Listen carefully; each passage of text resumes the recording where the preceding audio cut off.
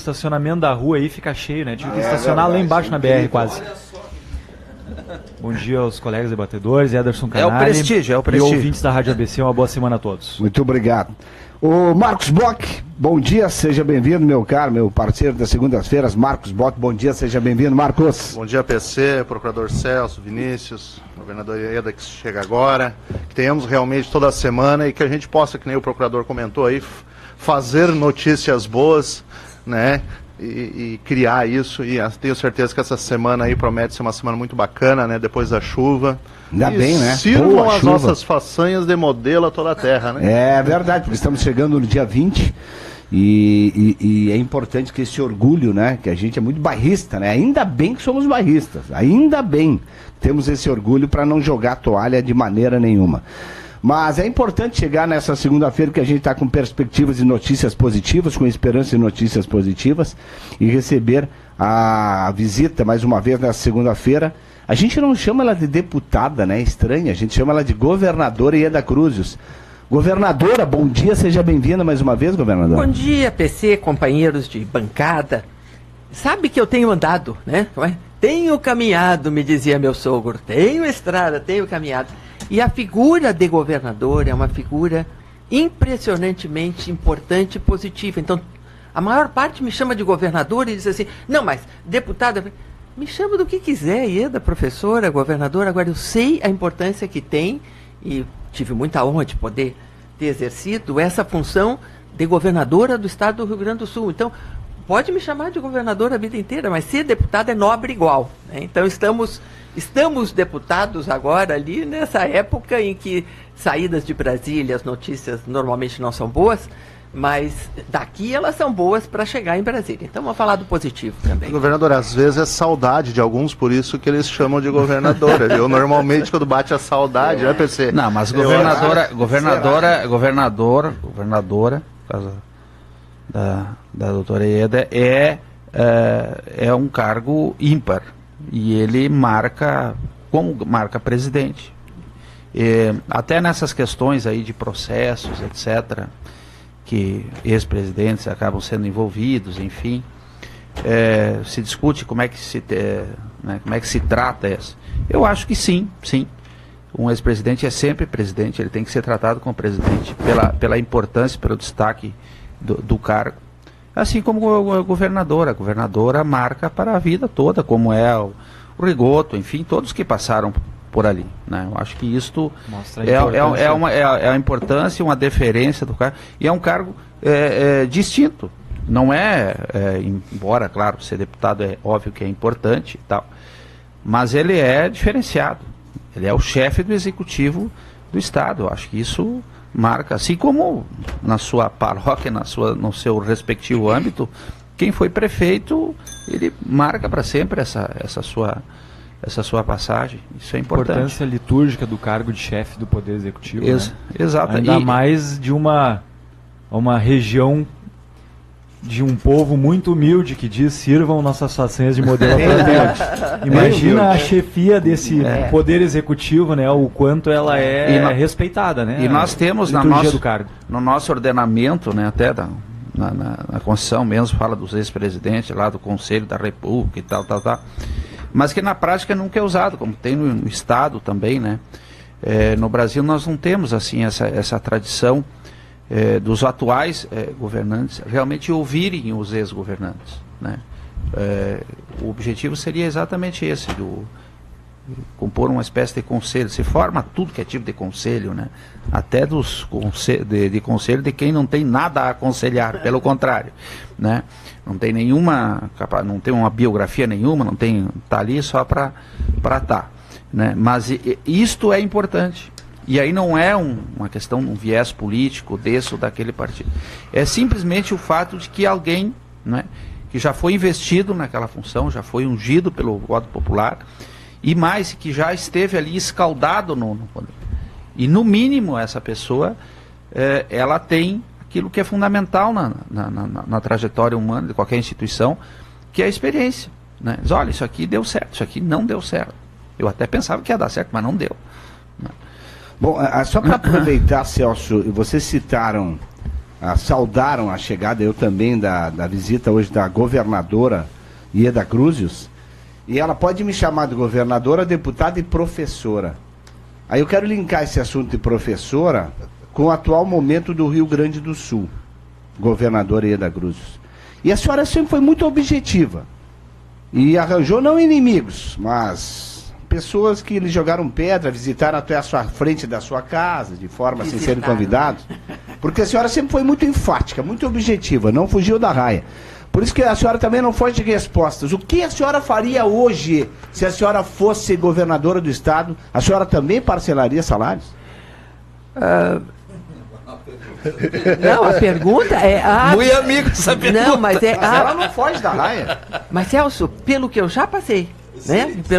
Pra ela é fichinho. Tu acabaste de dizer, né? Dada a minha experiência, eu tive que parcelar salários, isso daí se esquece, por 4 meses. A senhora parcelou. Aí é que tá, não fica na memória das pessoas eu ser tão objetiva que eu fui ao microfone e disse, não dá. Né? O dinheiro não dá para pagar as contas. Então vamos parcelar salários. Aí veio, claro, aquela reação absolutamente natural. Não era parcelar como hoje, que a primeira parcela é R$350, sabe-se lá, vai encontrar a próxima. A situação não era igual. E como ela era nova, para se falar, politicamente eu falei, né? Foi uma opção política, né? Falei, olha, o dinheiro não dá em árvore, não tem dinheiro para pagar todo mundo, espero poder vencer isso em tanto tempo, com tais e tais e tais e tais medidas, né? Então, eu mesma parcelei salário, eu não quero que a memória que não fica presente, ela não seja, eu parcelei salários e cumpri aquilo que eu dizia que eu teria que fazer para voltar a pagar em dia, né? A situação atual, ela é escabrosamente pior, né? Eu vou usar uma palavra forte, mas o que se fez, o que eu faria agora, eu diria assim, eu não teria feito o que foi feito antes, né? Que é prometer pagar com aprovação unânime da Assembleia Legislativa aumentos impossíveis de serem pagos. Então, nós deixamos o governo, a partir daí houve uma escalada de aumentos salariais impossíveis de serem pagos. Então, se isso aconteceu... E só um parênteses, né, governadora? A projeção que se fez é de se estender pela integralidade do próximo governo, quer dizer, no caso do Sartori agora. Exatamente. Se aprovou antes reenquadramento, deixe o nome que quiser, mas enfim, e nem está se discutindo se era justo ou não. A questão é que eles se estendiam por toda a gestão do próximo governo. Se aprovou aumentos para serem pagos anualmente, uma parcela, até o final do próximo governo. No meu, não. Então, é uma coisa que, sendo aprovada unanimemente pela Assembleia, que tem lá os representantes do povo de todos os partidos políticos que venceram a eleição, você disse assim, isso é uma questão cultural. Quer dizer, no meu não mexem. Quer dizer, o parcelamento de salários é só do Executivo. Porque a Assembleia não aprovou o 12º.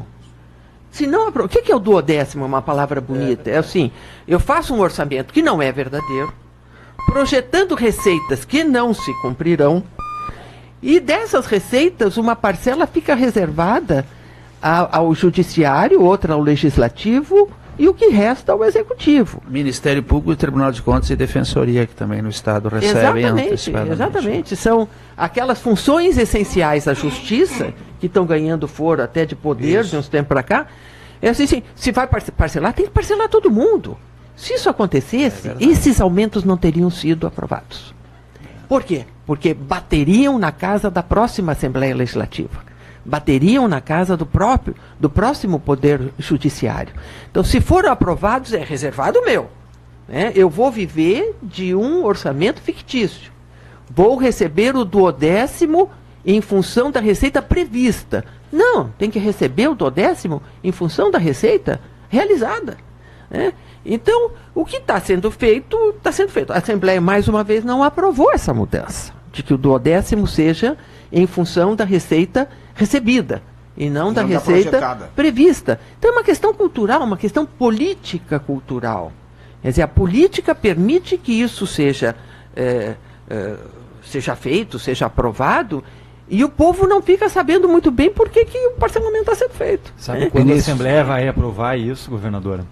Quando o Executivo começar a prever menos do que efetiva de orçamento. Não, o que nós fizemos? Nós tentamos fazer um orçamento realista. Te lembra, Celso? É importante dizer o seguinte, nós tivemos agora, eu não me ocorre quais dos estados, é do Norte e Nordeste, em que o Executivo fez isso, ele contingenciou, fez exatamente o que a governadora está dizendo aqui, ou seja, bom, já que não tem pão, né, o pão está escasso, vamos fazê-lo igualmente para todos. Isso. E ele não obedeceu essa projeção fictícia, ele passou a repassar o 12º a conta-gotas, como ele faz.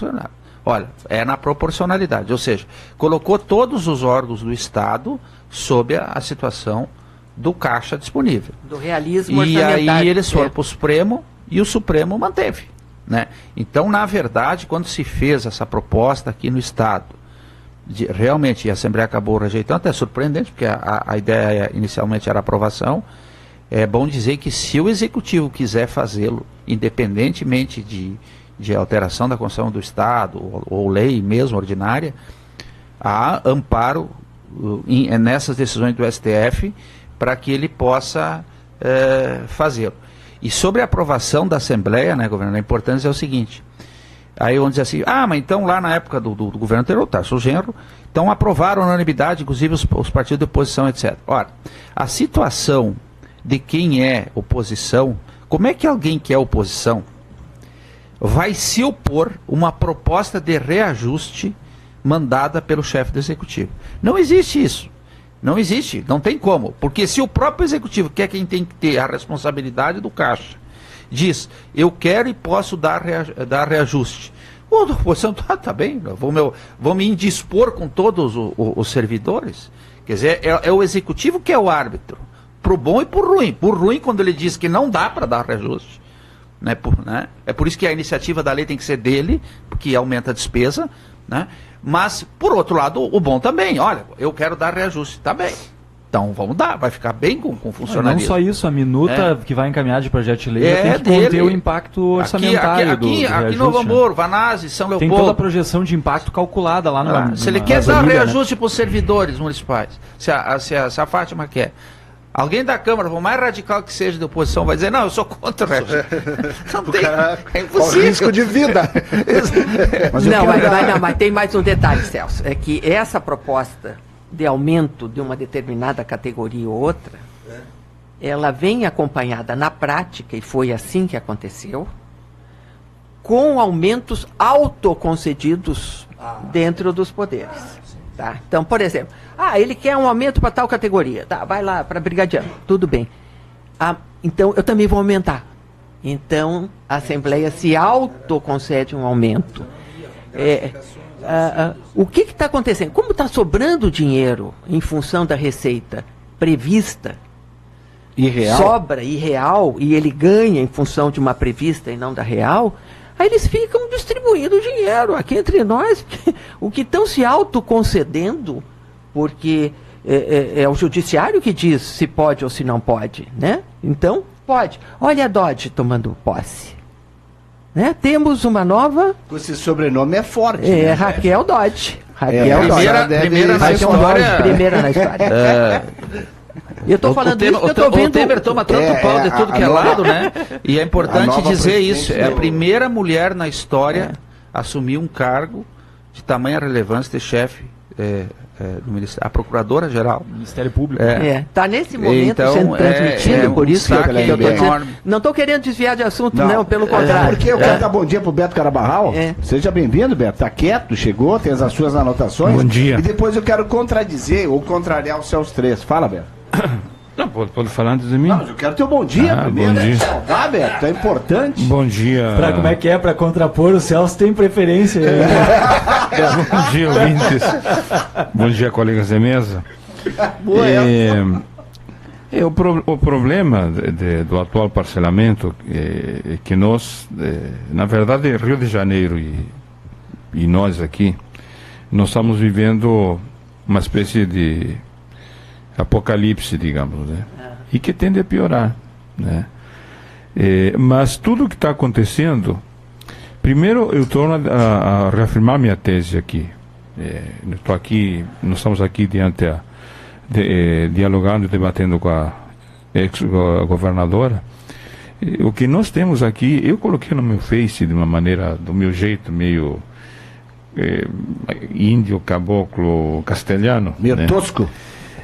Que eu, sinceramente, para além, nós estamos na semana da farroupilha aqui, eu tenho vergonha alheia, que eu não tive isso com a governadora aqui, do Sartori. Eu tenho vergonha alheia, porque nada justifica essa falta de iniciativa em tentar resolver as coisas. Isso aqui vai para além de uma questão ideológica, por assim dizer, ou apenas de posicionamento diferenciado perante a relação entre capital e trabalho. Isso, não, aqui há uma questão que o cara parece que, desculpe o termo, cara, aqui, mas parece que nos tirou para bobo, porque já vamos para os finalmente. E não saiu do discurso de campanha, não fez nada. Então, assim, esse jeito de tratar o funcionalismo, claro que tem a impronta do nosso vizinho aqui, ex-colega de bancada, inclusive, do Giovanni Feltes. Tem toda a impronta do Giovanni Feltes. Toda a impronta. Porque se Novo Hamburgo teve, e uma questão polêmica, e que custou caro, inclusive, para o governo do PT aqui, teve que se mexer com o plano de carreira, se mexeu para os futuros, não para os atuais, digamos, os ex-atuais, ou estão se aposentando agora, mas digamos, mas Campo Bom foi diferente. Campo Bom arrebentou com o plano de carreira de todo mundo, dos atuais, inclusive. E para mim, um pouco o modelo que tem. E curiosamente, eu diria que a questão cultural, e tendo a concordar com o que a governadora Ieda fala, do ponto de vista de como eles se dão regalitos entre eles lá em cima, mas a dimensão cultural que nós estamos tendo ultimamente é de que as categorias que muito fazem pelo governo, pelos gaúchos aqui, que são os professores, que o pessoal da segurança, dos brigadianos e outras categorias que recebem pouco, porque o Brasil é um dos países que mais concentra riqueza, inclusive entre os funcionários públicos, onde a diferença é gritante entre quem ganha, está no topo da pirâmide e ganha muito dinheiro e é concursado e evidentemente tem os seus direitos e tem os seus... E que está aqui na base social, que trabalha e responde todo dia. Nós estávamos discutindo há 15 dias atrás com o coronel aqui essa situação dentro da Brigada Militar. Então, o que parece que está virando cultura é não apenas reenquadramentos e avanços não conseguirem ser pagos, quanto não se projetar isso e perante o desanrajo que nós estamos vivendo hoje, estamos galopando para um desmantelamento, né? Porque não é apenas direito social, a previdência, as reformas que estão acontecendo aí, a reforma trabalhista. Não, coisas concretas, que pagamento de salário, quando os professores não estão conseguindo não chegar no final do mês, porque não estão conseguindo mesmo, tu não consegue sobreviver com isso. E eu pergunto, e aí as pessoas ainda vão dizer, nós não podemos perder o ano letivo. Claro que nós não podemos perder. Eu sou professor e eu sei do que estou falando. E eu tenho filhos, tenho netos, tudo mais. Agora, como tu chegar no final de um ano letivo numa situação desgraçada dessa? Porque se tu trabalha minimamente, tu tem que pagar para as pessoas. E aí eu acho que os que mais ganham, numa boa aqui. Eu sei que pode ser idealista, isso, não sei o quê. Mas eu acho que tem que se achar uma saída, conversando com todo mundo, os três poderes. E eu sei que o que ganha alguns, paga o salário de muito professor, de muito brigadiano, mas ninguém se coça, porque como não mexe no meu, não importa que mexa na maioria dos professores. Mas sabe que uma forma, só para complementar, claro, eu tentei, nós reestruturamos todas as carreiras, menos duas. A segurança pública, da Brigada Militar, e o dos professores. Esses não deixaram mexer na carreira. Por quê? Porque interessa a quem está lá em cima. Não deixam mexer na própria carreira, porque há um desnível, há uma desigualdade dentro da carreira que eu queria mexer. E não consegui. Eu acho que no caso dos professores é um pouco menos, mas... Não, é muito. É muito. Olha, a desigualdade dentro da categoria, ela é enorme. Mas, na verdade, o que tem? Como é que os três poderes conversam juntos quando existia a lei do teto? Não é possível que determinadas categorias de servidores públicos, de três poderes diferentes, um deles, ele próprio se concede porque ele não obedece à lei do teto. Eu sou total defensora da lei do teto. Claro. Eu, por exemplo, quando entrei para deputada federal, eu disse, suspenda a minha pensão de governadora. Mas se ele faz suspenda isso, porque eu quero ficar no porque teto. A lei permite. Então, eu estou dando um exemplo. Né? Se o outro desse um exemplo... Não, eles não se dão o próprio exemplo. Né? Então, existe um problema que você começa dizendo assim, passa a lei do teto, é o legislativo... Aí o legislativo fica pressionado e não passa a lei do teto. Cumpra-se a lei do teto aprovada pelo legislativo. Não se cumpre a lei do... Porque você acha sempre um jeitinho de fazer com que as coisas não aconteçam. Eu era uma defensora do subsídio para as carreiras jurídicas. Tá. Governadora, eu coloquei o subsídio para as carreiras jurídicas. O que é isso? Junta toda a maracangalha que você tem aí, bolsa isso, não sei o que, aquilo. Né? Eu falo maracangalha porque vale para o Brasil inteiro. Bota tudo num salário inicial alto. Colocamos salários iniciais altos. Salários iniciais começam de 14, 17. Subsídio. Né? Subsídio, junta tudo. Para conter todo o necessário. Para ser transparente, para não ficar dando a voltinha e eu de tal carreira ganhar um pouquinho mais, porque a bolsa paletó, a bolsa moradia, a bolsa isso, a bolsa aquilo. Pusemos. Aí alguém me disse assim, vai ver daqui a algum tempo. Daqui a algum tempo começaram a ressuscitar aquilo que não entra dentro do salário. Então há uma cultura que tem que ser contida por um equilíbrio, Carvajal, entre os três poderes dizerem assim, olha, nós três vamos... principalmente no andar de cima, Ieda. Mas certamente no andar de cima. Onde eu não consegui mexer, onde o andar de cima era muito alto e a base era muito baixa, né? Mas aí eu vou te dizer a minha experiência muito lá atrás, em 93, que a ministra Erundina da administração tratava dos salários e a ministra Ieda da orçamento tratava junto, quer dizer, vai ter dinheiro ou não vai ter dinheiro para o aumento salarial anual em tempos de hiperinflação. Aí eu disse, ministra Erundina, ela disse, fala ministra companheira, o jeito dela dizer naquele tempo. Erundina? Erundina, nós fomos ministras junto, tá, então eu cuidava do orçamento e ela cuidava... Aliás, o PT tratou mal a Erundina, viu? Muito mal. Meu partido tratou muito mal a Erundina. Como é que vai participar do governo do Itamar? Nós tratamos muito mal. Aí eu disse para ela, vamos fazer o seguinte, vamos dar 100% para os de baixo e diminuindo essa percentagem até dar uma coisa menor para os de cima. E ela disse assim, ministra companheira, o jeito dela dizer, a minha base está no andar de cima. Então, morreu ali a conversa.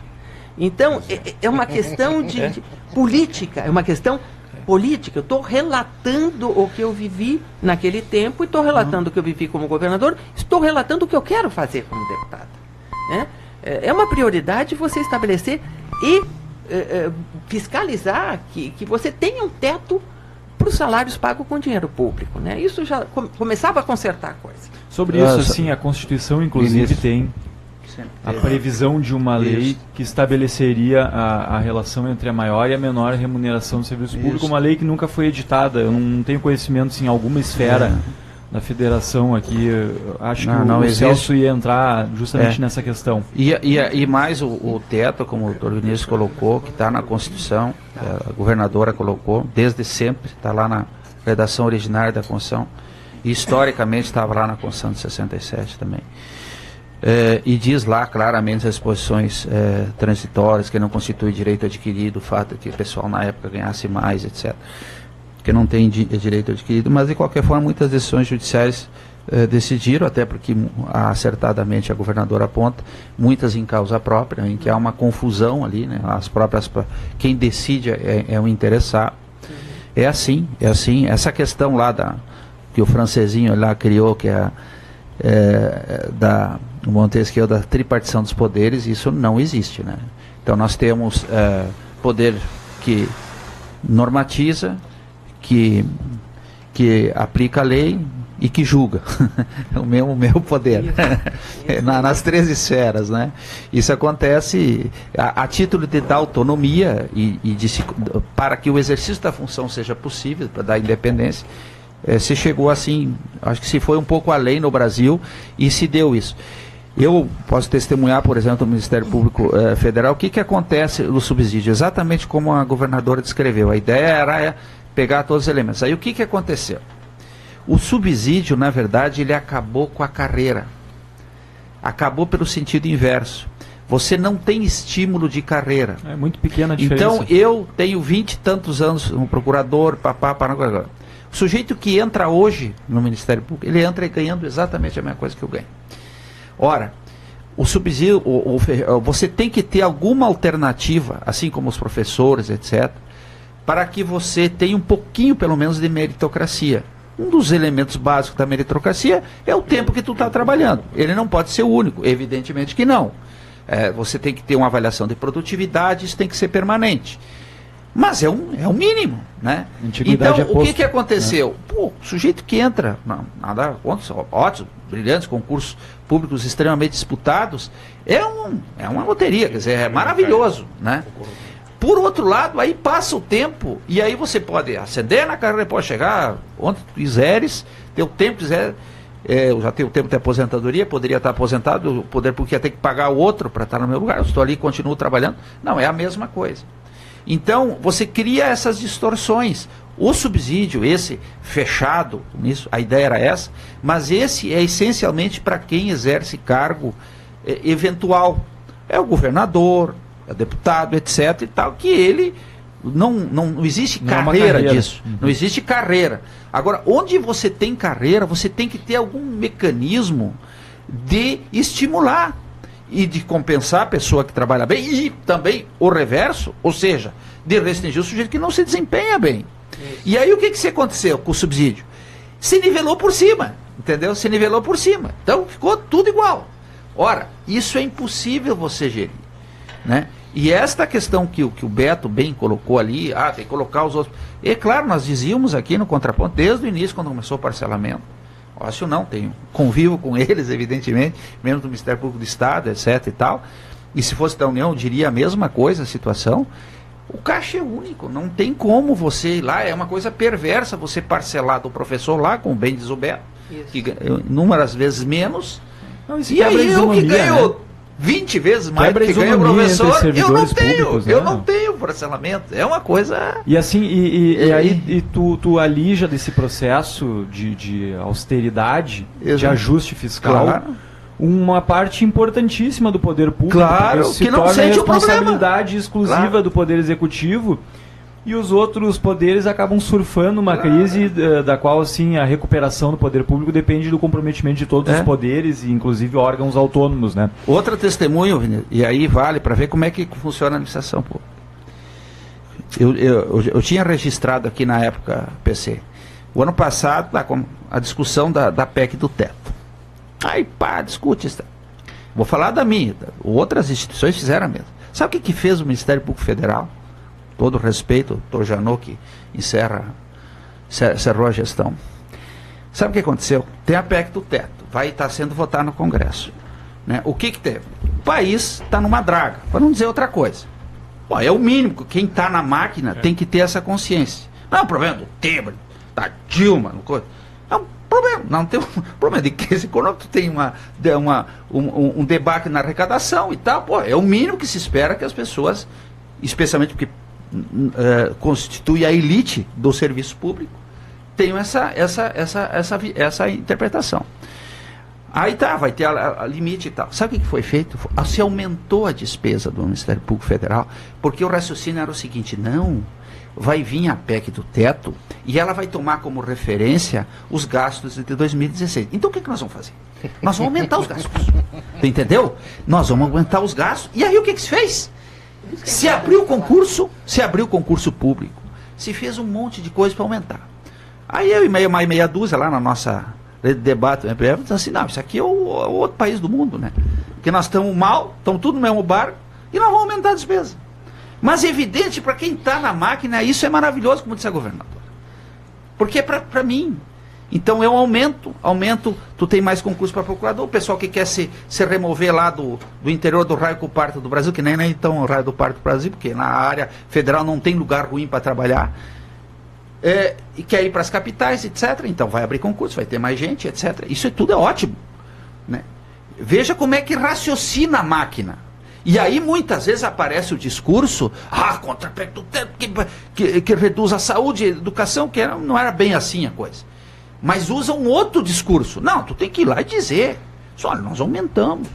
E se tem que aumentar, e se tem justificativa, tu tem que ir lá e defender isso. Agora, tu não pode fazer isso.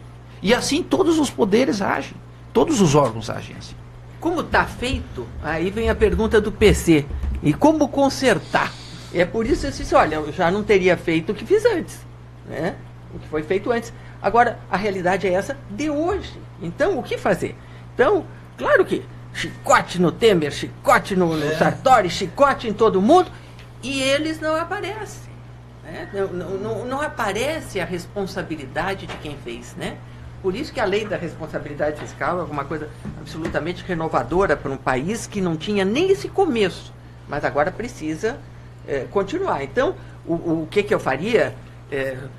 O que eu faria era continuar batendo na mesma tecla, né? Então, os duodécimos em função de um orçamento realista, uma receita realizada, né? E não alguma coisa que permite esses desvios, né, que o nosso procurador Celso... Marcos, antes do intervalo. Que a gente observe, vendo a governadoria falar, né, dá a impressão assim, né, primeira crise que se instalou no Estado, tu não vê mais a presença do líder que teria no governo do Estado, né? E eu acho que é isso que nos falta hoje, é a presença do líder aqui junto com as pessoas, junto com a situação.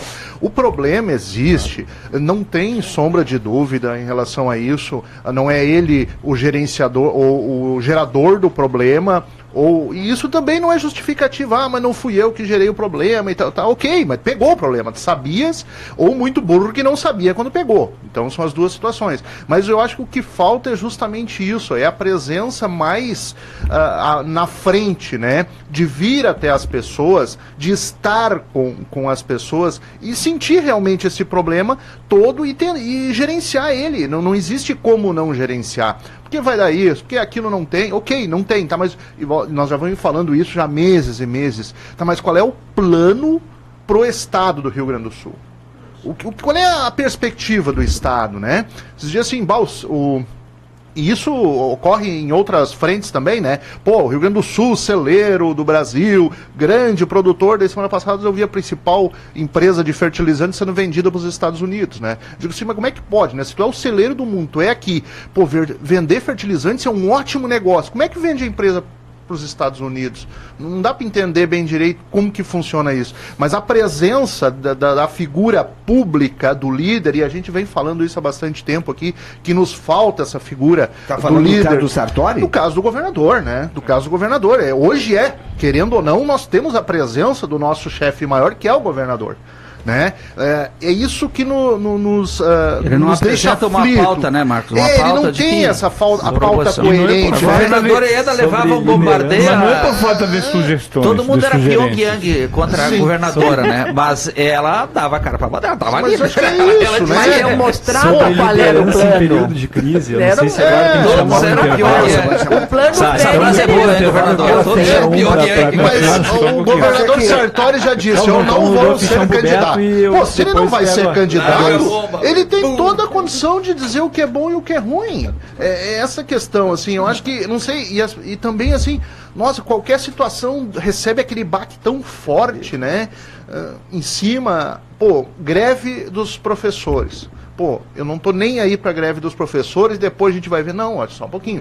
Chama isso porque não é só os professores, é a questão do aluno e das famílias em relação a isso, muito né? Maior. Então eu acho assim, tem que haver uma... E as pessoas hoje eu vejo que elas estão muito... Elas conseguem atender, quando o projeto é bom, a proposta é boa, todos abrem mão de algumas coisas para seguir essa proposta. Então dizer assim que os professores são duros, que não facilitam, não é bem assim também. Se as pessoas chegam até eles com uma proposta, né, entende? Que não seja a proposta tumeleiro, né? Eu acho que roda, funciona ali. Essa tese do Marcos, ela vai bem ao encontro do que dizem no futebol. Que o verdadeiro líder de um time não é aquele que ergue o troféu, mas é aquele que vai buscar a bola dentro do gol, quando leva um gol, bate nas costas todo mundo, vamos lá, vamos de novo, vamos ganhar esse jogo. Esse é o verdadeiro líder. Na hora ruim, ele vai lá e pega a bola, vamos lá, vamos virar esse jogo. Porque na hora de erguer o troféu tem 40 que querem aparecer. E eu acho que o Sartori, nesse ponto, eu concordo com o Marcos, aqui agora até, não sei se já saiu do hospital ou não, estava estressado, mas põe pra fora. Grita, rebate, só depois do se manifesta, esperneia, bate na mesa. Pois é, né? Falaste certo. Tem momentos ele que não vai alguém tem que bater na mesa. Tem que alguém bater na mesa. Se precisar virar a mesa, tem que ter alguém em algum momento que vai virar essa mesa. Tem que ter autoridade para isso. E aí eu te digo, a autoridade é o começo da nossa conversa. É quem está na cadeira do posto. É isso aí. Do qual se exige essa tudo autoridade. Isso que foi dito agora sobre a questão da liderança na crise. Porque eu tô vendo liderança na crise. Não, assim, eu tô vendo uma série no Netflix que é The Crown. Aproveitem o Dória que vem aí hoje The fazer Crown, o assim, eu não sei quem já teve a oportunidade de ver, e eu tô começando. Eu ontem assisti o 4º episódio, e a série, assim, só para contextualizar, ela conta a ascensão da Rainha Elizabeth II, né?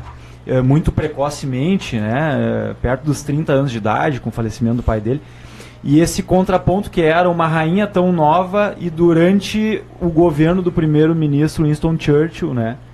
Que era um dos mitos, né, da política mundial, né? Um dos maiores estadistas de todos os tempos. E é uma relação muito interessante e de fato a relação, todos dizem que era uma relação muito interessante, né? Quem conviveu proximamente dessa relação. E aí no 4º episódio dá aquela crise do Big Smoke, né, que é a grande neblina em Londres, em 1952, né, que por 5 dias cobriu totalmente a capital londrina, e ela tinha um componente de poluição muito complexo, né, então foi uma grande crise de saúde pública, foi um caos, né, uma situação calamitosa. E aí o Churchill, na hora lá, ele sofria muitos questionamentos por ser um veterano, né? Por já ter uma idade bastante avançada, questionavam a capacidade dele de lidar, né, com as necessidades da Grã-Bretanha naquele momento, do Reino Unido, né? E aí, com relação à questão da neblina, né, se colocou da necessidade de um líder na crise, né? E aí o Churchill falava, não, isso é neblina, isso é o tempo, isso é que nem a seca, é que nem a chuva, e é acusado o tempo todo de omissão, né? E aí, por uma circunstância dessas do destino, uma auxiliar dele foi atropelada e ele foi ao hospital. Ele não queria, não, isso é uma coisa de Deus, nós não temos o que fazer, e queria discutir trivialidades, né? E aí teve que ir a um dos hospitais e chegou lá e viu que o hospital estava numa situação calamitosa, né?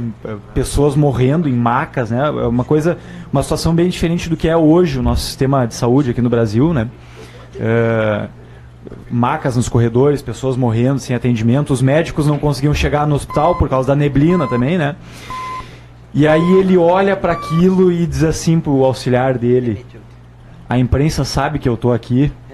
Não sabe. Então liga agora para a imprensa e diz que eu vou dar uma coletiva.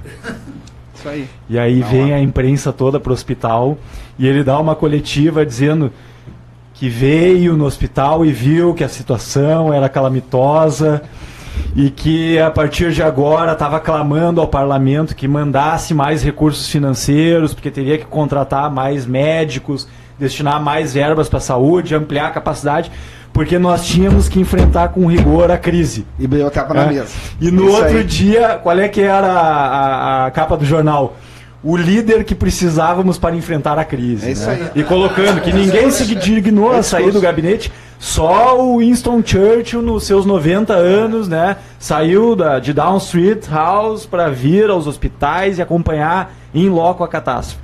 Então, assim, Isso, a grande liderança, ela tem essa é a a diferença. sorte, É a isso. sacada, e tem também esse negócio assim, o cara é uma O outro raposa, empurra- né? o outro Porque ele empurra tava pros levando outros, o pau estadista até mata então. no peito. E aí ele viu a oportunidade ali e o cara agora? virou o jogo de uma maneira assim, Só que que são as mas- coisas da mas vida. Ser líder também é isso. Sim. Não é só isso, Claro que obviamente. sim, mexer com exatamente isso, o né? imaginário, a colocação do Marcos, assim, é o seguinte: ele tem que ter propositivo. A governadora ia colocar a situação é essa, etc. Tá bem. Você coloca a situação difícil, nós vamos ter que fazer isso e isso que é uma crítica maior ao salário. Só chegar e dizer, nós vamos ter que parcelar e não chegar no dia, vamos pagar só R$100. Tá? Não. Diz antes, se apresenta. Segundo. E por quê? Você tem que apresentar. Exatamente. Coloca todo mundo no bolo. Outra coisa. Divide a crise com todos. Se o pão é pouco, vamos dividir com todos. E terceiro, você tem que ter um projeto para olhar na frente. E tem que ser propositivo. Não, vamos fazer isso que nós vamos chegar lá. Vamos olhar lá na frente. Vamos olhar lá na frente. E é isto que falta e tal. Mas do Churchill, duas frases. Ele era antológico, Só né? rapidinho, você pode chamar Tá. Metsu. Então chama. Então vamos lá com a Metsu, senão o Luiz Fernando vai embora. Ô Luiz Fernando, tá me ouvindo ainda, meu caro? Bom dia, Luiz Fernando. E o que teremos pela frente nessa semana? Muito sol, bom dia. Muito bom dia, PC. Hoje um ar mais seco e frio atua no estado. O tempo abre em todas as áreas do território gaúcho. Alguma variação de nuvens agora de manhã, mas o sol vai estar presente ao longo do dia na capital grande de Porto Alegre. Fresquinho de manhã, tivemos 12 graus de mínima no Vale dos Sinos, 13 na capital, 7 na Campanha e 9 na Serra. Durante o dia aquece gradativamente, a tarde vai ser agradável, máximas de 23, 24 graus aqui na grande Porto Alegre.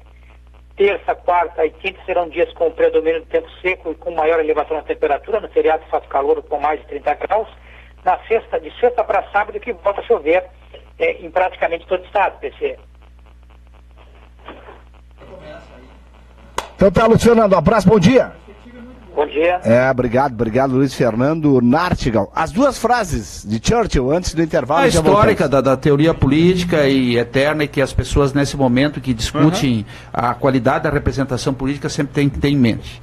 Churchill, democracia é o pior dos sistemas, excluídos todos os demais. Porque quando tu está na democracia, você tem uma sensação que ele é ruim, porque as coisas, o ruim aparece, etc. Mas não tem outra alternativa. Então, sempre a política. E a outra, do lado do parlamento, que tinha uma espécie de Margaret Thatcher às avessas, né, no sentido oposto, como a governadora enfrentou na Assembleia Legislativa, diga-se, não vou dizer o nome, e aí que era muito cáustica na crítica ao governo, a dele, né, ao Churchill. Daí essa parlamentar diz o seguinte, Churchill, se eu fosse casada com você, colocaria estricnina na sua comida. Aí o Churchill olhou e disse assim, e se eu tivesse que ser casado com Vossa Excelência, eu comeria comida. Sensacional. Ele era um frasista antológico. Sensacional, Tem sínteses das frases de Churchill. Na internet é fácil de achar. Mas é que é isso, o grande líder, ele é espirituoso também, né? exatamente. É espirituoso, oportunista, né? Oportuno, mas no bom E diga-se sentido, que né? na Segunda Guerra ele já estava lá tomando uísque, lá meio alijado, chamaram ele de volta. Vamos fazer um intervalo, Anderson. Tomar um cafezinho com calma, já 10 para as 9. E voltamos com esses e outros assuntos aqui no Ponto Contra Ponto.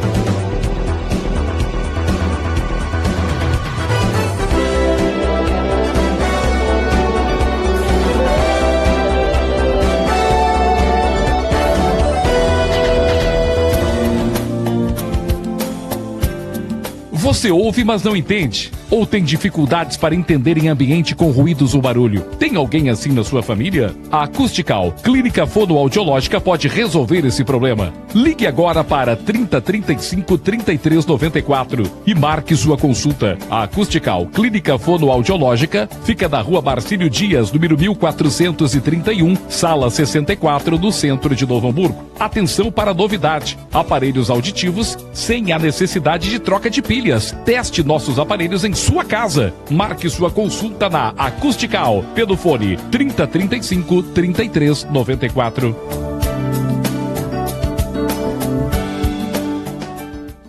Cremers informa. Neste Setembro Amarelo, mês dedicado à prevenção ao suicídio, as entidades médicas intensificam ações para reduzir o número de óbitos. Anualmente são registrados mais de 12 mil casos no Brasil. Com atenção e orientação profissional, é possível evitar muitos casos de suicídio. Cremers, estado de alerta pela saúde. A Objetiva Condomínios dedica-se exclusivamente à administração condominial, atuando de forma participativa junto aos seus clientes. Gestores especializados que, de fato, auxiliam síndicos e moradores na busca de soluções. Possui sistema de acesso online de informações, prestação de contas detalhada e transparente e assessoria de cobrança na própria empresa. Processos internos definidos e capacitação da equipe garantem qualidade e efetividade nos serviços prestados. Objetiva Condomínios, há 20 anos, especialista no que faz. Novo Hamburgo e São Leopoldo. Acesse www.objetivacondomínio.com.br.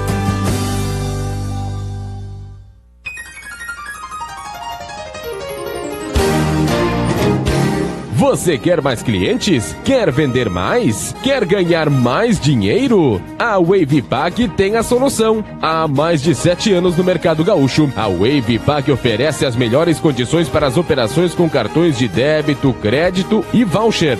Venha para a WavePag, reduza os seus custos e ganhe mais dinheiro. A WavePag é para quem pensa grande. Acesse o nosso site www.wavepag.com. Ligue para 3029 3128. Repetindo, 3029 3128. WavePag, parcerias seguras e promissoras.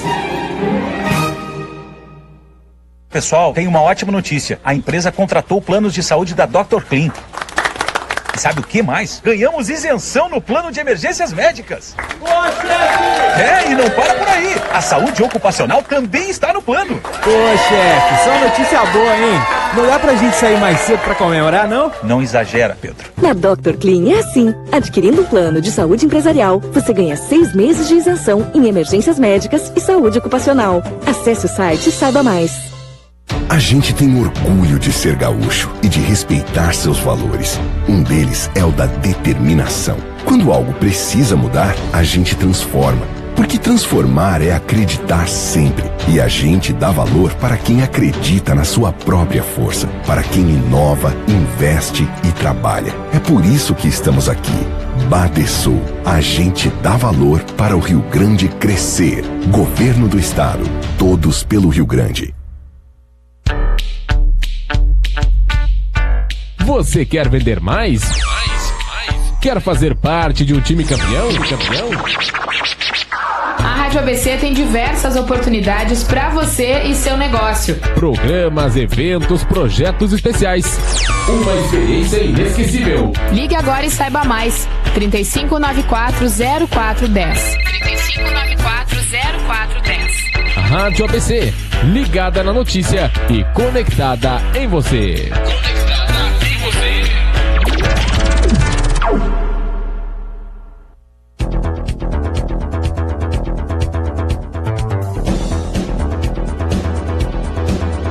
Ponto e Contraponto, com Paulo César Lângaro.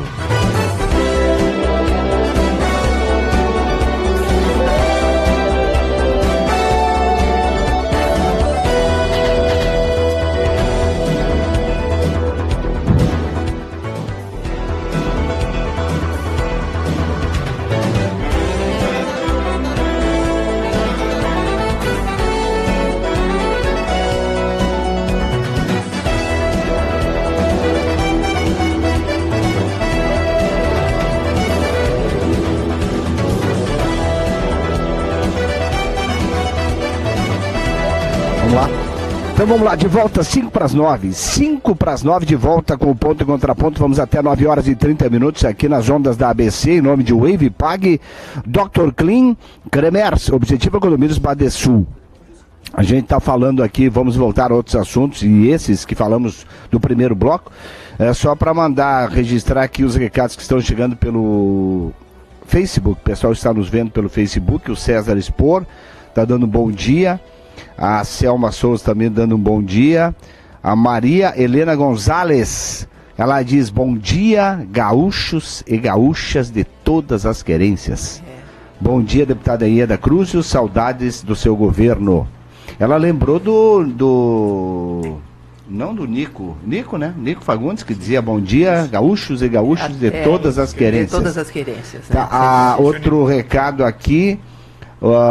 O César expor: a Selma, no tempo do real fomos injustiçados com a diminuição do nosso salário. Sou funcionária municipal. Teria uma explicação se podiam ter feito isso por conta sem consultar uma autoridade maior? São comentários que eles fazem aqui. A Maria Helena, ela comenta: a crise está instalada, mas qual o plano real do governo gaúcho para sair de crise que maltrata o trabalhador? É isso que alguém falou aqui, né? O Celso, alguém comentou, o Marcos Bock. Mas qual é o plano do governo para dar saída bronca? Há uma visita. Qual é o plano? Como é que essas visitas que são feitas fora do país, né? Que visitam um país ou outro e tal, que faz as comissões, né? Que vão visitar para líder, acho que na Coreia do Norte, né? Porque para aprender a ser líder, né? Porque não pode, eu não acredito, a pessoa não conseguiu fornecer bomba para eles. Porque assim, ó, essa questão do líder de vir, não acredito que com toda a experiência que tem o governo não está se ligando nessa questão. Eu queria falar de chegar a esse ponto de vir realmente, olha, qual é a equipe que realmente está governando isso aí? Porque uma coisa, não, porque fulano, porque e é complicado, e sabe que nesse momento de crise as pessoas se escondem, né? Os sublíderes eles começam a se esconder, né? Não aparece, não vê. Mas ninguém quer ser o anúncio da morte de ninguém. Quer dizer, o sujeito é o anúncio da tragédia. O Decker disse no início da gestão do Sartori, é impressionante com a visão do jornalista, do velho jornalista. Uma águia que vê longe, ele disse: bom, o Sartori começou a passar todo o estado a anunciar a desgraça, dizer que não falta e tal. Daí ele disse: não, uma coisa é a situação que a governadora Ieda fez na época, chegar e ser alto e bom som e dizer: é assim, assim, assim, nós vamos ter que fazer isso, a realidade é essa. Outra é você ser um peregrino da desgraça, começar a passar a coisa. Você tem que alinhar essas duas coisas, mas nós vamos sair disso. Nós temos planos concretos, planos que sejam factíveis. Mas do Beto, antes, viu, Beto, que tu falasse que ainda está em campanha política, eu diria que uma coisa é inegável, que o magistério especialmente não pode reclamar do Sartori, porque ele não prometeu absolutamente nada na campanha. Aliás,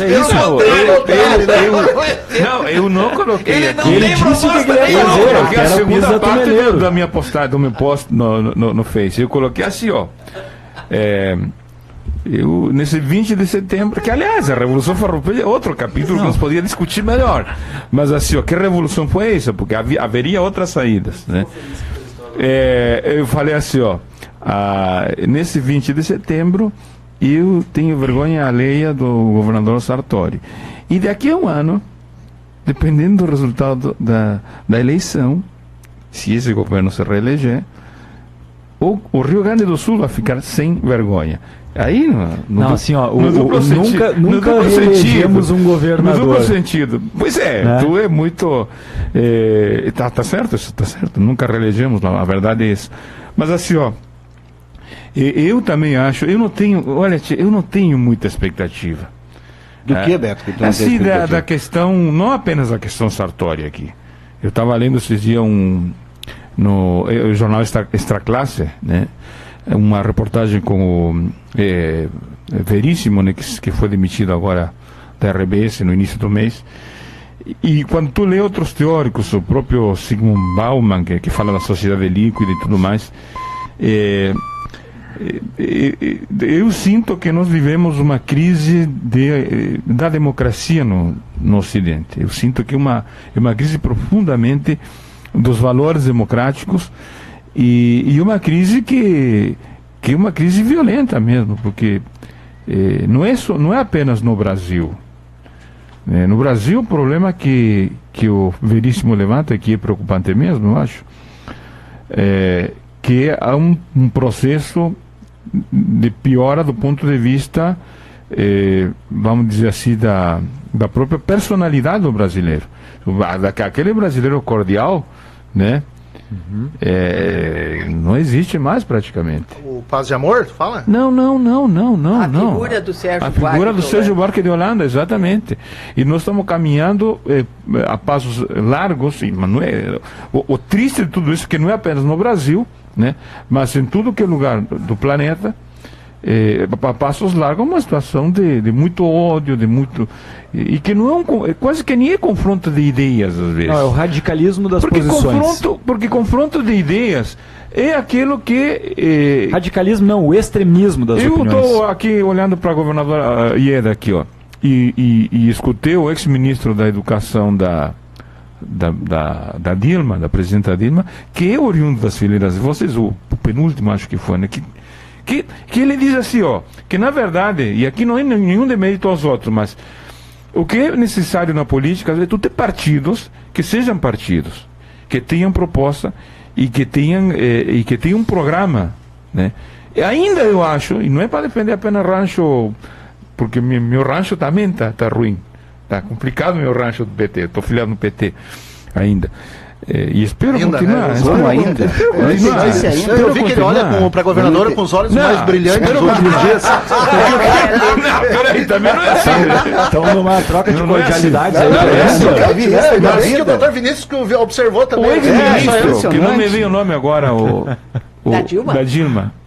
Ex-ministro da Educação, um dos últimos. Ex-ministro? Sim. O último ministro da Dilma de Educação? Teve o Haddad, depois... Não, o Haddad é meu candidato depois do Lula. Sim, ele é da Universidade de São Paulo, lá o... mas esse professor... Aliás, o Dória vem aqui hoje, né? Esse professor, ele... há uma teoria sociológica que diz que o PSDB e o PT, que são os antagonistas, e que há quem diga que ainda vai ser a próxima... O próximo confronto ainda vai ser entre vamos dizer, há quem diga que é o Alckmin e o Lula do outro lado, mas que entre esses dois partidos, que são partidos de fato, né? Porque são partidos que têm ideologia, que têm programa, e há quem diga que são iguais. Há críticos da ultra-esquerda, sociólogos inclusive, que dizem que são partidos que até... E esse professor diz assim, que a aposta dele há uns 20, 25, 30 anos atrás era de que, digamos, segmentos do PT e o próprio Fernando Henrique Cardoso que liderava, eu quero dizer para vocês, um dos maiores leitores do Capital de Marx, da obra primorosa econômica do Marx. Janine Ribeiro. Janine Ribeiro, exatamente. Foi o Fernando Henrique, tinha uma equipe que ele estudou durante 3 anos na casa de final de semana do Fernando Henrique, que estudou o Capital, entre outros livros do Marx. Portanto, e depois ele disse assim, apaguem tudo que eu escrevi, né? Quando foi ser gestor do país. Mas, digamos, estou trazendo isso porque nós vivemos, de fato, uma profunda crise, que no caso brasileiro, eu acho, é necessário se chegar a algum tipo de acordo para sair dessa crise, algum acordo político de verdade. Eu também sustento isso. E a gente, por isso que eu vivo trazendo aqui o nome de algumas figuras do trabalhismo histórico, alguns, a maioria deles já está morto, porque eu acho que o Brasil precisa retomar um projeto de desenvolvimento. E que é ainda dentro do marco que a gente vive, mas que nós, na verdade, nós nunca no Brasil, na minha opinião, nós nunca chegamos a ter uma sociedade de bem-estar social aqui como se teve na Europa. E esse, eu acho que a perda, por mais que haja argumento, e eu escuto os argumentos contrários, que falam das questões das reformas, eu acho que caminha exatamente no sentido contrário. E se há um projeto para o Brasil de tornar-se celeiro do mundo junto com a Argentina, nós estamos indo realmente desculpa o termo aqui, a vaca está indo para o brejo mesmo. Porque não dá, entendeu? Um país que nem o Brasil, que é uma liderança na América Latina, que já foi mais inclusive, abrir mão da ciência e da tecnologia de verdade, abrir mão da educação de qualidade desde a base, nós estamos condenados a um fracasso, nós estamos voltando atrás. Então, eu acho que esse é um debate sério que o país deveria começar a passar limpo. Mas tu vê que não está ainda acontecendo. Que o caminho é o contrário. E por isso eu digo que se nós dependermos dos atuais políticos, é claro que nós temos pessoas boas na política, né, em todos, acho que na maioria dos partidos. Agora, se continuar com essa lógica que nós estamos avaliando aqui no primeiro bloco, na questão das crises, mas que se transmite para outra, que passa para outras áreas, nós vamos estar condenados durante um longo tempo a uma situação de empobrecimento e eu sempre digo, para concluir, quando tu vê esses narcotraficantes aí, e com a Globo inclusive dando cobertura e colocando isso no horário nobre das novelas, bom, México já está vivendo isso, Colômbia já viveu isso com um longo período de guerra, procurando outras saídas que também não deu certo, que foi a via armada por parte da esquerda. Então, assim, é um momento delicado. E se a gente somar isso, o condimento terrível desse ódio que pinta, inclusive, em episódios como o do Santander, bom, há um clima muito ruim, digamos. Então, há que pensar nisso, há que se pensar nisso. Quando dá o a saída tem que ser de mais democracia e não de menos democracia. Sim. Nós comentávamos alguns programas atrás já, acho que a governadora não menos tava, democracia. mas é aquela assim, é o momento agora, quando a gente discutia que não era o momento da eleição direta agora, tinha que aguardar, tinha que ver, e não, porque tem que ter, a gente dizia que não tinha. Muito conjuntural, né? O que acontece é o seguinte, tu falaste uma coisa agora, que é uma necessidade do país, é uma visão diferente, tá? Até parece que tu já saiu do Partido dos Trabalhadores, que tu não estás ainda pela tua visão. Do PT que pensa porque isso. Olha só a situação que tu está falando. Tu está propondo um governo novo de coalizão para o bem do país. E quando nós falávamos que o PT só teria uma chance de se reeleger ou de voltar à presidência se aliando com um grande partido, e tu falaste no Ciro Gomes, e agora já está mudando para o Alckmin, que seria uma tendência. Eu nunca iria fazer campanha pro Gato. Olha só o que acontece. É uma visão corretíssima, Beto, que tu estás tendo. Que é um momento de juntar duas pessoas. É um dos caras, junto com o Lula ou com o Ciro, que poderá polarizar. Sim, isso aí. Agora, tu tá falando o seguinte, tu tá falando o seguinte, que são duas situações que para o país eu vejo que seria extremamente benéfico, porque tu tá colocando as duas maiores forças, uma do lado da outra, para trabalhar em bem comum do país. A dúvida é o seguinte, sim, de novo nós estamos perdendo o trem da história hoje. Sim, de novo nós estamos perdendo o trem da história, porque assim, esse momento de coalizão, ele era agora, nesse limbo que a gente vive, e que a gente tem um governo com 5% de popularidade, de aprovação, né? Terrível, assim, nós temos um governo flagrantemente ilegítimo, conduzindo reformas quando, na verdade, isso se deve a simples dificuldade de consenso em pontos que acredito que não dependem de matiz ideológica, né? Por exemplo, um governo de coalizão para tocar reforma política. Nós estamos perdendo a história.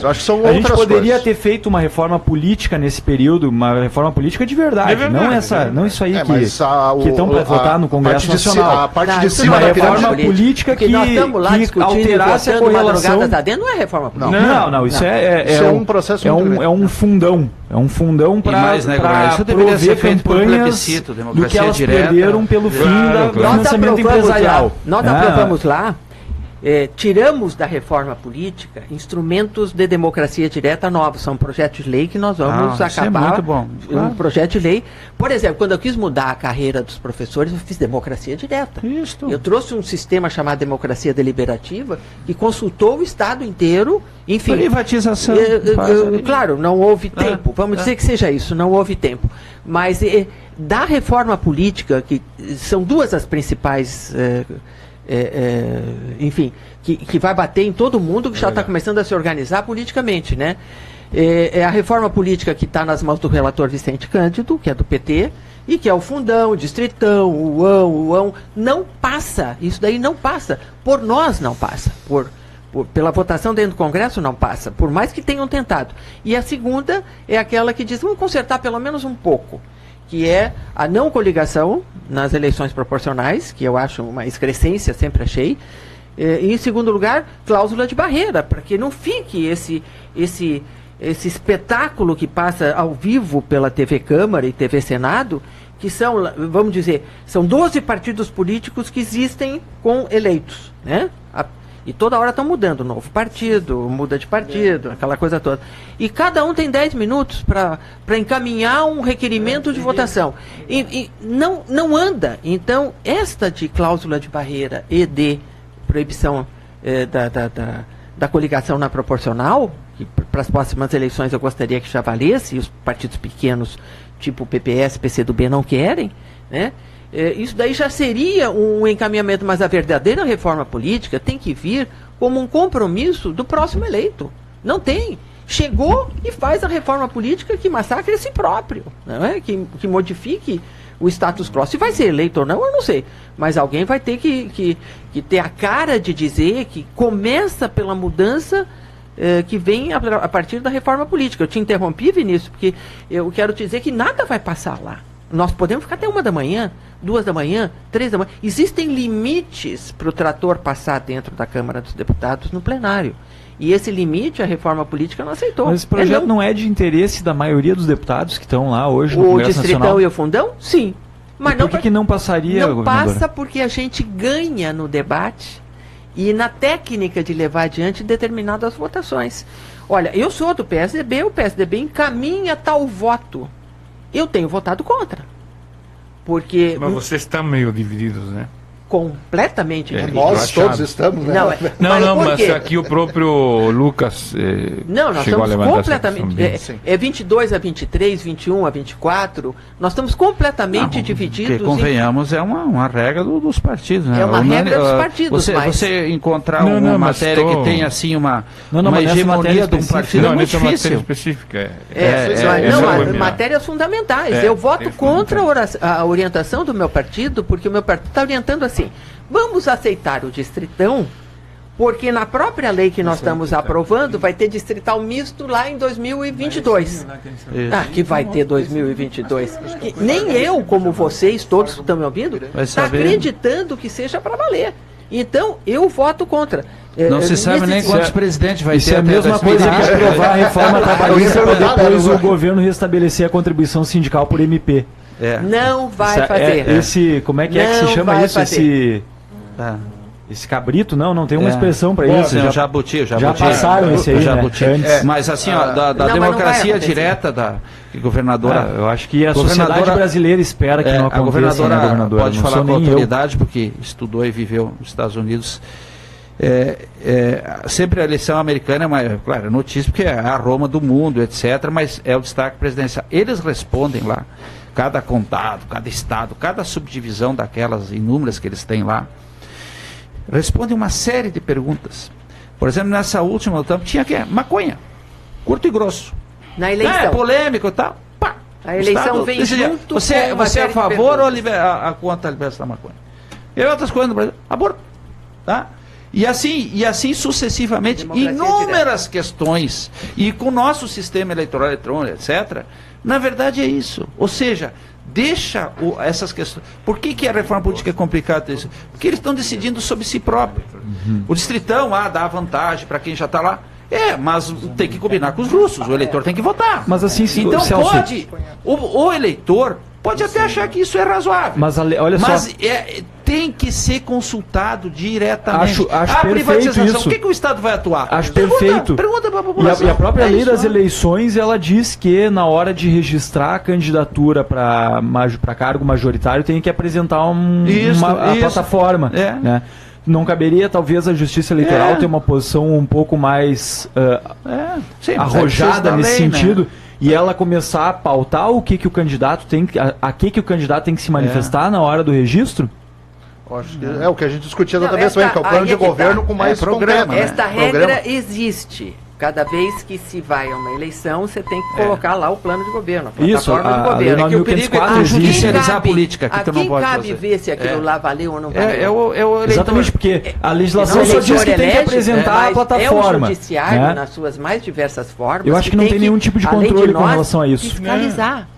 Né? Já está acontecendo em determinados casos. Quando a lei é ferida, te digo assim, existe uma lei que diz que você, partido político, é uma lei que nós fizemos para partido político, eu não estava lá, mas fizeram, que diz o seguinte: olha, tem uma certa desigualdade que tem que terminar. Então, os instrumentos do partido têm que ser repartidos dessa maneira. Por exemplo, na hora do programa eleitoral gratuito, que é poderosíssimo, você tem que dar 5% do tempo para a questão das mulheres. Quem não fez isso foi cassado no próximo programa eleitoral gratuito. Ou seja, o Tribunal Eleitoral já está agindo para fazer valer as leis que foram aprovadas. Concorde ou não com isso, mas a função dele é fazer valer que ele está lá para fiscalizar, como é do próprio do tribunal. Ele tem que fiscalizar se aquilo que foi comprometido na hora do registro da campanha eleitoral vai valer ou não. Então não é só de nós que depende. Claro, está muito concentrado em cima da questão do legislativo e do executivo, mas o campo do judiciário ele tem que ser acionado popularmente. Há que se eleger a pessoa em função de um programa partidário, que o eleitor nem está sabendo qual é ou não, né, mas deveria saber, e depois o tribunal tem que verificar se aquilo lá foi mantido ou não, ou se houve uma fraude na tentativa de conquistar o voto em função de um... Mas eu acho que é um peso muito grande para um próximo presidente da República receber a incumbência de fazer a reforma política. Não vai acontecer. Ou tu acha uma alternativa paralela para essa reforma política, uma comissão ou algo assim, ou uma assembleia específica disso, com notáveis para fazer a reforma, porque senão não vai rodar.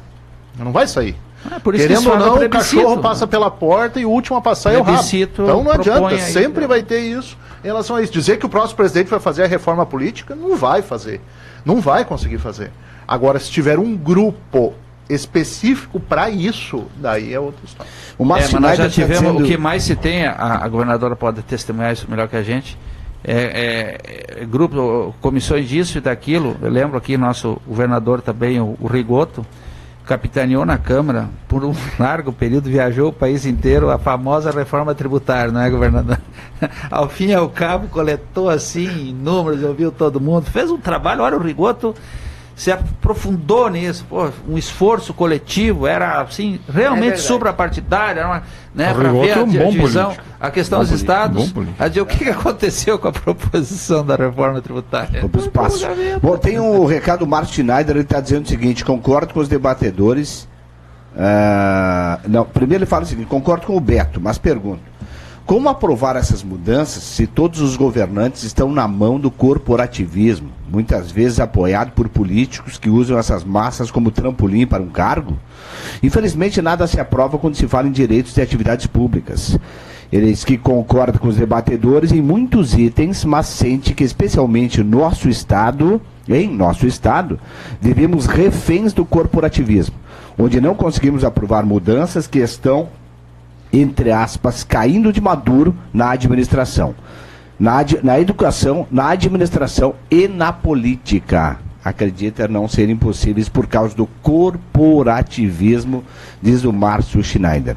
Bom, a gente está falando em boas notícias, em uma semana boa, com perspectivas, novos governantes, novas propostas, reforma política, reforma estatutária, reforma da Previdência, reforma trabalhista. E tem que se começar também pela nossa reforma, né, como cidadãos e cidadãs. Está aqui publicado hoje no UOL, o INSS, o Instituto Nacional de Seguridade Social, registrou no ano passado um rombo de pelo menos 1,1 bilhão em aposentadorias e pensões pagas a beneficiários mortos. O déficit previdenciário fechou 2016 em 149,73 bilhões, pior patamar desde 1995. 1,1 para beneficiários mortos. Este bilhão é a corrupção de quem? De quem? Do particular. Claro. Então você veja como essa corrupção é uma questão de cultura. Cultural, exatamente. Nós temos esse simplismo no Brasil, né, de dizer que é o agente público é o sujeito, ele como se o político não fosse eleito, né, por quem está reclamando. É a sociedade. Exatamente. Então aí a pessoa, o que é isso, objetivo, explicando bem, né? Isso é rotineiro, tá cheio de processo na justiça por isso. A pessoa, o familiar normalmente, que tem lá o cartão, que tem isso, aquilo, ele continua recebendo. Hoje até com essas tecnologias aí, melhorou bastante, reduziu bastante essa fraude. Os cartórios são obrigados a remeter para o INSS essa lei lá na época do Brito, aí, na ministra de 91, 92. As certidões de óbito para dar baixa automática. Aí, por décadas, o INSS não dava baixa, em grande parte porque o sistema, ele é burro, o sistema, e não tinha alguém, uma mente de um servidor inteligente para corrigir. Por que eu digo que o sistema era burro? Porque vinha o nome de uma pessoa, se tivesse uma diferença de uma letrinha, de uma vírgula no nome, não só no nome da pessoa, mas na filiação, ou no CPF, ou no RG, o sistema não dava baixa. E aí ele não sofria crítica, ou seja, bom, tá, vamos ver, não deu baixa. Passava em branco. Mas tem alguém em Novo Hamburgo, quase com esse mesmo nome, mesma filiação, bom, então deve ser a pessoa, vamos diligenciar, né? E aí submete as pessoas, tem outro lado que é perverso disso, que é rotineiro. Isso que é uma das coisas mais perversas que tem, que se obriga rotineiramente as pessoas, a partir de determinada idade, ou fazer prova de vida, que é uma coisa mais terrível que nós temos na burocracia. Então a pessoa ou vai lá no INSS, às vezes recadastra próprio no banco, é como se o Estado dissesse assim, mas você não morreu ainda, eu tenho que continuar te pagando. Ora, isso vai de uma distorção, lá dos americanos, de novo, que a governadora sabe bem como é que funciona, que eles prezam muito o quê? A palavra da pessoa. Lá, um dos delitos mais graves que tem é a falsidade ideológica. Você dizer, você escrever e assinar coisa que não é verdadeira. E aí, no Brasil, como você não pune isso, você cria uma burocracia enorme que pune as pessoas inocentes por isso. Então nós temos coisas absolutamente ridículas. Por exemplo, você vai comprar um carro, um exemplo assim, banal. Você não financiou, e você tem que fazer prova do teu endereço.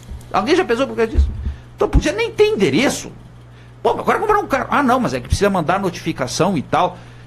Bom, aí tu vai descrever. Eu moro. Não, tu tem que fazer a prova de que você. Por quê? Porque tem um monte de gente que frauda, que registra veículo em outro estado para pagar menos IPVA e tal. Bom, quem cometer desvio, que seja punido. Agora tu obriga todos. Isso é um traço da nossa. Nós temos que provar a boa-fé no Brasil, esse das é o problema, pessoas, né? Para fazer prova de vida é das coisas mais indignas que existe. Não, e a injustiça que se comete. Diz assim, mas o cara frauda. Pô, mas então tem que punir o cara que frauda. Exatamente. Mas tem se retirado ultimamente muito benefício de gente que está doente mesmo. Sim, também. Aí é outra revisão do auxílio doença. Mas aí a com esse argumento, isso, né? Não, mas teve muita gente que passaram régua, depois tiveram que voltar atrás ainda. Mas tinha muita fraude também, né, Beto? Claro que tinha. Mas aí que tá. O Brasil mas tem um problema de burocracia. Do mundo de auxílio doença, de gente, aspas, encostado, né? Alguns com razão, grande parte. Esses não. Mas muita gente. E muitos exatamente. Muita fraude. Por isso que surgiu esse 1,1 bilhão de pessoas mortas. Não, e digo mais, esse número tem reduzido. Já foi muito pior. Pode ter certeza disso. Mas também a prova de vida é algo assim imaginável, né? A moça do banco vem até o veículo, ela olha para a pessoa e diz, atesta que está vida. Agora, quem é aquela, como que é, nunca vai saber, né? Isso é impressionante. É um sistema vivo, né? Não, prova de vida. Aí a moça do banco, a pessoa não pode sair, muitas vezes ela vem até o carro, né? Vem lá, ela olha para a pessoa, olha para o documento, está vivo. Agora, quem está ali, né, é outra situação, né? Então, é uma diferença espetacular de comportamento, né, em relação a outros países, né? Mas isso é parte do custo Brasil, né? Sim, porque exatamente. Assim, se você vive do dinheiro público, você vive de uma coisa que não é de ninguém. O dinheiro é público, então deixa eu pegar um naco, deixa eu pegar um pedacinho.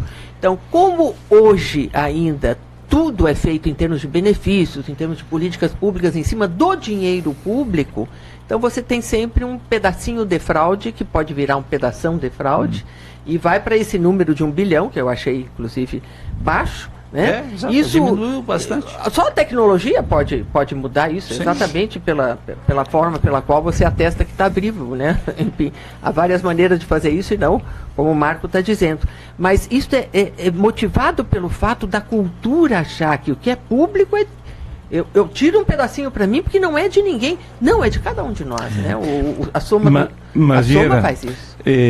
Na Finlândia, eu sei que não vale comparar aqui, mas Mas né, tem coisa que vale comparar. Educação acho que não dá para comparar. Porque o Beto melhorou, ele comparava sempre a Argentina, agora ele tá na Finlândia. Não, eu comparo com Cuba. Melhorou já, largou a Argentina. Largou a Argentina, tá na Finlândia agora. Finlândia, ele começou a comparar com Cuba. Na Finlândia, escuta aqui, ó. Não entendo mais escuta aqui, ó. Na Finlândia, é o seguinte, claro que sempre é hora. Assim, ó. Vale pra tu tem os deputados lá, andam de trem. E tem uma assessora concursada, uma pessoa, para atender 4 deputados. Claro que não são 250, mas eu conheço deputados que andam de trem aqui também. Não, eu também conheço. Assim como o Lívio Dutra andava de ônibus, né? Mas inclusive o salário deles é pouca coisa mais do que a média da população lá. Então não há essa diferença tão gritante. E ainda tem gente que diz assim, olha, mas eles ganham, nem precisaria utilizar esse recurso do trem, mas os caras andam de trem. E andam bem, porque os trens são bons lá e são rápidos, as distâncias são melhores, mas isso que se falava aqui da questão da cultura, é uma cultura e o que acontece? E aí acontece também com a questão dos professores e das greves dos professores, e salário dos professores e funcionários. É que se diz assim, o juiz ganha muito, e ganha muito bem, ganha muito, para mim ganha demais, inclusive. Mas como ele é um juiz, tu vai comparar isso com 300 professores, entendeu? Isso que se diz, não, uma progressão enorme, progressão geométrica se fala disso. Beto falou. E por isso que não se pode aumentar tanto o salário. Mas acontece que aí que está, se diminuísse entre a burocracia dos mais bem aquinhoados, haveria, porque isso é até simbólico, isso estimula mais. Claro que sim. Assim, isso cria um espírito mais solidário, de gente boa, digamos assim. O Beto falou na Finlândia e uma razoabilidade. Beto falou na Finlândia. Ganhariam mais, né, Beto? Mas dentro de uma razoabilidade, de uma coisa proporcional, porque eu acho que o juiz ganha mais mesmo do que professor em qualquer lugar, mas de qualquer forma, mas a proporção no Brasil é absurda. E sobre isso, o Beto falava na Finlândia. Semana passada eu reencontrei um amigo meu que esteve 1 ano morando na Espanha, em Salamanca, terminou agora mestrado na Universidade de Salamanca, que é uma das mais antigas da Europa, né? E me contava a respeito da cidade de Salamanca e alguns aspectos da sociedade espanhola, né? E aí ele referindo assim que as coisas que mais chamaram a atenção nele, a primeira delas, a diferença que um magistrado na Espanha ganha em torno de 5 mil euros. Sim. E o servidor na Universidade de Salamanca, que menos ganhava em torno de 1.500 euros. Sim, a proporção. Então, assim, a diferença entre um magistrado e um servidor administrativo da universidade que ele estudava, né, era de 3 vezes, né? 3 vezes superior o salário de um magistrado em relação ao do Sim, mas o cara estudou, tem servidor, né? Entendeu? E o que, na verdade, não só isso, mas assim, eles iam aos bares, né, que tinham lá em Salamanca, uma cidade universitária, né, muitos bares, enfim, pubs, né, e aí o que chamava atenção é que estavam lá os juízes da cidade, estavam lá os secretários da universidade, e inclusive, determinado horário da noite, iam as pessoas que recolhiam os resíduos, faziam parte do sistema de recolhimento de resíduos urbano lá da cidade. Frequentavam o mesmo local, e a única coisa que poderia mudar é que talvez um bebesse determinada bebida, outro consumisse uma bebida um pouco mais barata, mas não havia a segregação que existe aqui no Brasil, em que determinados locais são acessíveis para um grupo seleto de pessoas, e que desse grupo seleto de pessoas não estamos falando só de grandes empresários, estamos falando também de uma elite burocrática estatal que vive como se grande empresário fosse no país. Este que é o grande problema. Porque a relação entre o menor salário, que é de R$1.000, vamos arredondar, e do maior salário no serviço público, que é de R$30.000, R$35.000, Fora os penduricalhos que superam o teto, né? Que pode chegar a 50, 70 mil reais. Isso nós estamos falando de diferenças de 50, 60, 70 vezes a proporção dos salários dentro do serviço público. Então nós temos pessoas que têm salários comparáveis a grandes diretores de grandes companhias e nós temos no mesmo serviço público pessoas que recebem... na verdade, se nós formos pegar, por exemplo, soldado da Brigada Militar, sem o risco de vida, recebe menos que o salário mínimo, a título de soldo. Né? Então, este é o grande problema. Isso é perverso. Exatamente como o Celso disse, essa é a perversidade do sistema no Brasil. E queria uma ideia num estamento superior de alienação da realidade, né? Porque, obviamente, que as pessoas que cumprem decidir... elas não vivem aquela realidade, né? E aquela velha máxima, né? Cada um vê o mundo de onde está, do seu ponto de vista. Exatamente. Né? O distanciamento de quem tem que julgar a realidade é uma pessoa que ganha um salário mínimo, às vezes. Um grande mote que o Lula sempre usou na sua trajetória política, que ele dizia para os outros, e com autoridade dizia isso. Vocês falam da fome, etc. Você não sabe o que é isso, vocês nunca passaram. E isso é uma coisa que é importante. Eu posso... compreender a dificuldade que traz o problema, mas eu não vivo essa realidade. Aliás, eu vivo uma outra realidade completamente. E aí eu estou decidindo sobre a vida desse sujeito que eu não tenho a mínima e por isso que a Justiça do Trabalho... Uma vez um incídio na Justiça do Trabalho, um advogado amigo nosso, que é debatedor aqui, o Henrique Schneider, estava contando que eles estavam discutindo um dissídio coletivo no Tribunal Regional do Trabalho e o dissídio empacou em R$50 de reajuste. O empregador queria dar X e os empregados queriam X mais 50. E aí quem estava presidindo, o desembargador do trabalho que estava presidindo a sessão, disse assim, mas doutores, nós não vamos brigar aqui por R$50. E aí o Henrique olhou e disse assim, mas doutor, R$50 para nós pode não ser nada. Mas R$50 para quem ganha um salário mínimo é muito diferente. Vini, tu tá falando na justiça que é mais justa. Exatamente. Nós falamos da justiça do trabalho, que ela lida diuturnamente com essas questões. Senhoras e senhora, eu quero agradecer a presença de todos. Só antes, um último recado, o Leonardo Martins. Ele está dizendo, infelizmente, a maioria, se puder, mente. Em todos os níveis, como há anos passados em Porto Alegre verificaram aposentadorias de funcionários públicos mortos e os filhos não comunicaram óbito e seguiam recebendo. Tem que comprovar, sim, a vida. Bom, eu quero agradecer ao governador Ieda pela presença, Dr. Celso Antônio 3, Vinícius Bondan, Marcos Bock, Beto Carabarral, Ederson Canalha na mesa de áudio. Obrigado pela presença, agradecer demais também Wavepag, Dr. Clean, Cremers, Objetiva Condomínios e Badesul. O Ponto e Contraponto volta amanhã, a partir das 8 horas, contando com a sua sintonia.